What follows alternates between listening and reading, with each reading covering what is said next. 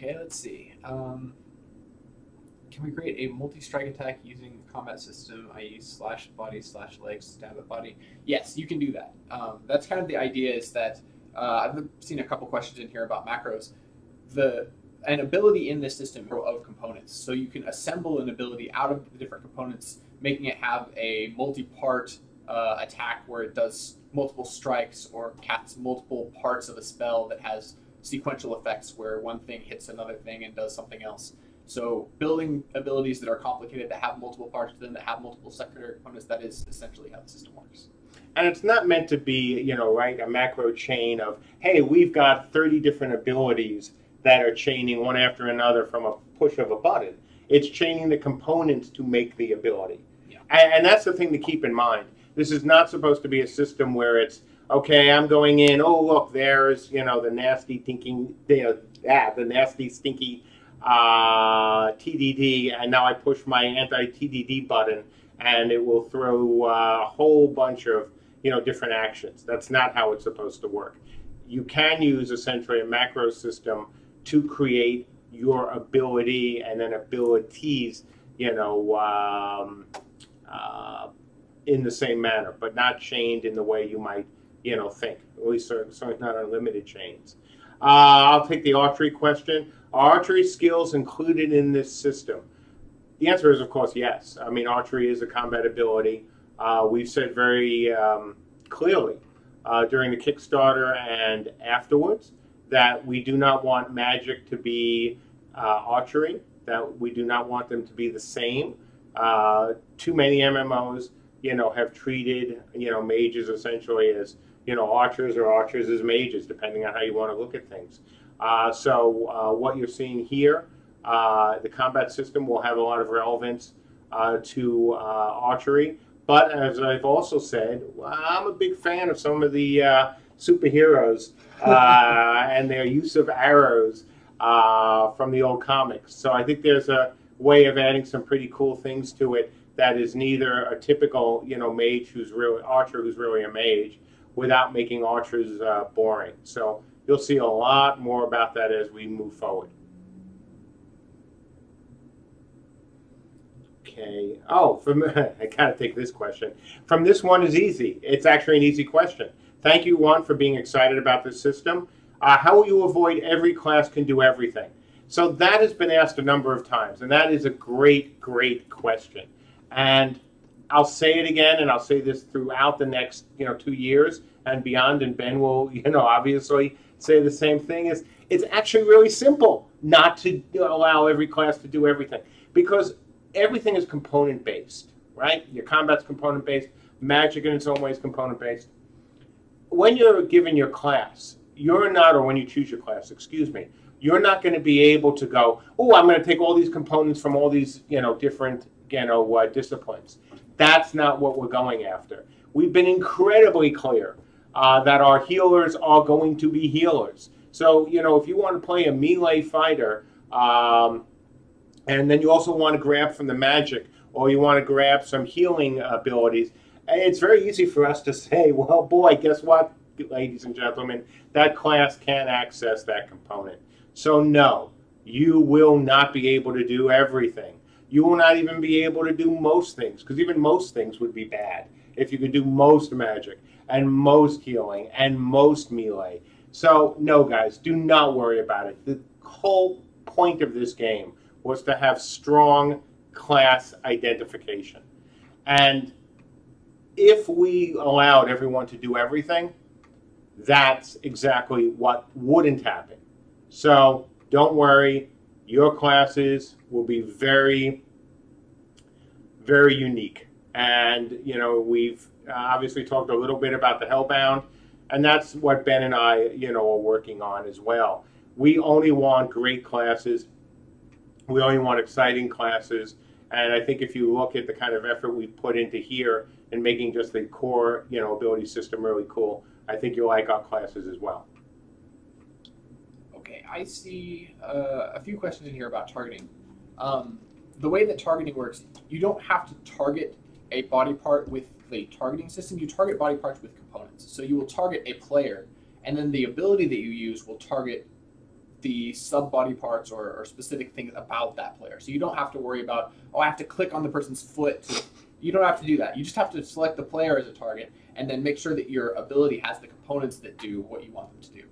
Yeah, because that'd be awful, right? Yeah. You know, can you imagine? So what we're going to make you guys do is find in that melee where we're, saying that there are going to be hundreds of people in a battle, and you're going to have to get right on that guy's. No, don't worry about that. That's the whole point of you guys, building these abilities, is that once you have created them, and once you're in combat with somebody else, you've got to be in the right position, of course, to use it.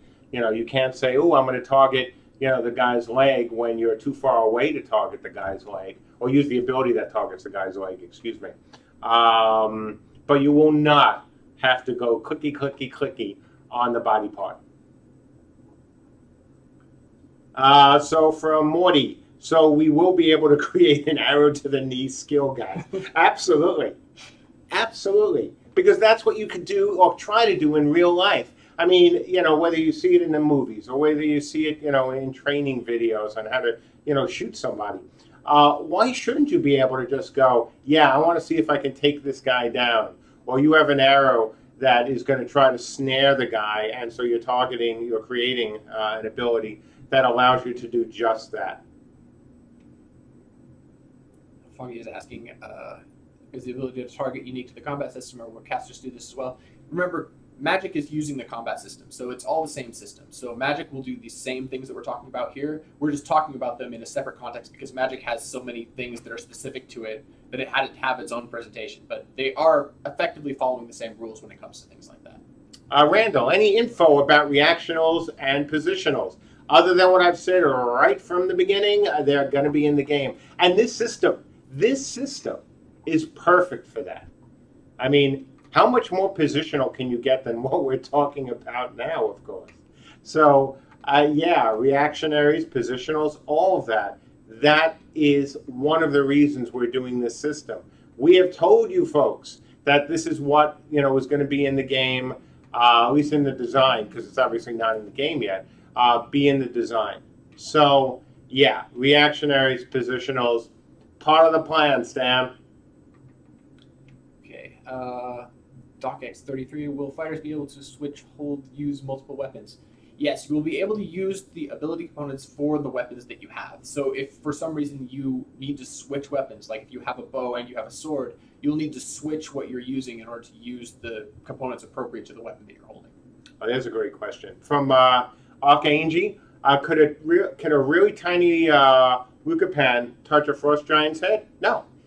Okay. Now you can create an ability that says, I want to, hit the guy in the head. But when you fire off the ability, we're going to check to make sure it's actually logical. No different than, am I too far away to use an ability?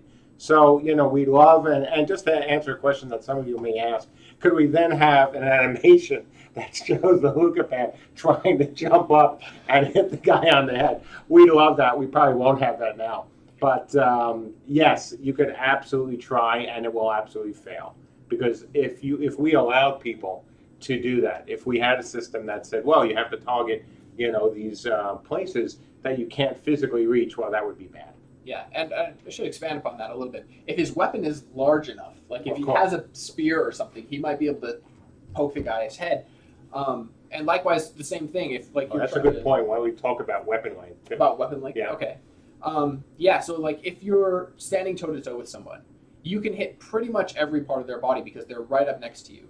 But if they're a little bit back from you, but if your weapon is long enough, you can still hit them. You might be able to hit them in the body parts that they have forward. So if their guard is forward, if their hands are forward, you might be more likely to hit their hands, their arms. But if their back leg is far back, you might not be able to swing and hit that leg because your weapon is not long enough to do that. So range is not just are you in range of the entire character, it's are you in range of the body parts of this character based on things like the way that they're standing.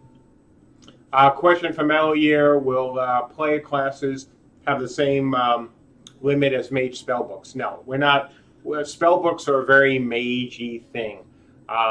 You'll have to do things, obviously, as a combat class that are more appropriate for a combat class, but it won't be oh, this is just a mage, a spell book in disguise. I mean, a spell book needs to be a pretty unique thing for people who use magic because, well, gee, they're spells.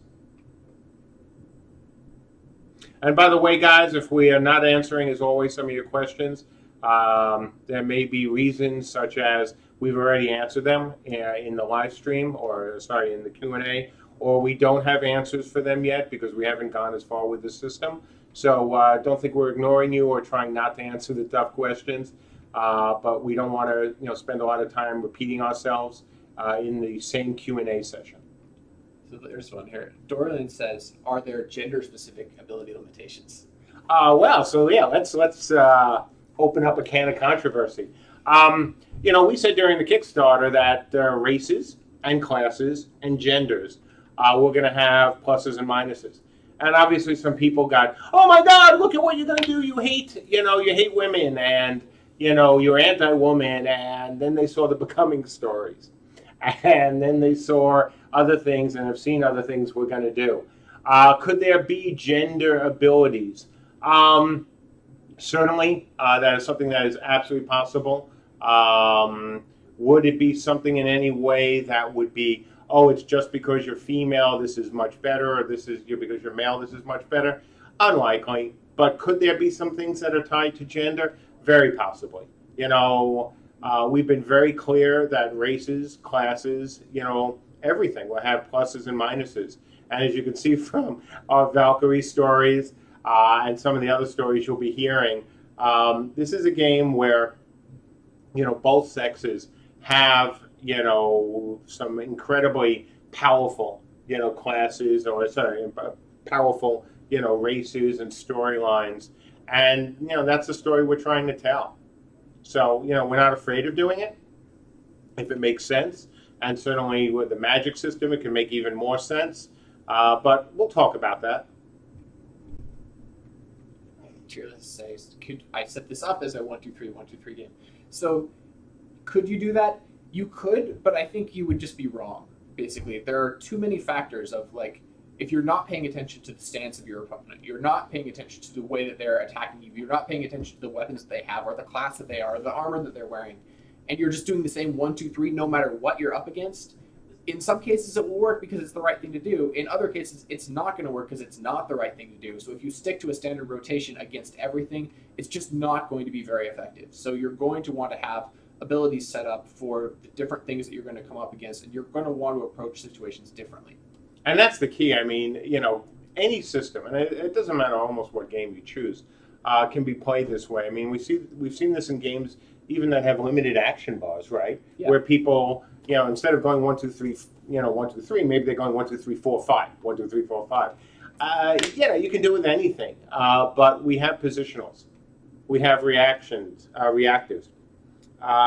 So could you? Of course. Is it the best? Well, as Ben says, probably not optimal. And we're counting on, we hope, the vast majority of our players, most of whom have played multiple MMOs, to want something that's a little bit more challenging. And we're going to give it to you. Fire Assassin, will there be things like poisons that are used for components? Yeah, I would love to have poisons in the game, whether we have a stealth class, an assassin class. Poison is something that I think fits very nicely. We just have to use it properly. Here's a good technical question from Paul Lowe. If I have a 3-second lag, will I be able to do any damage whatsoever?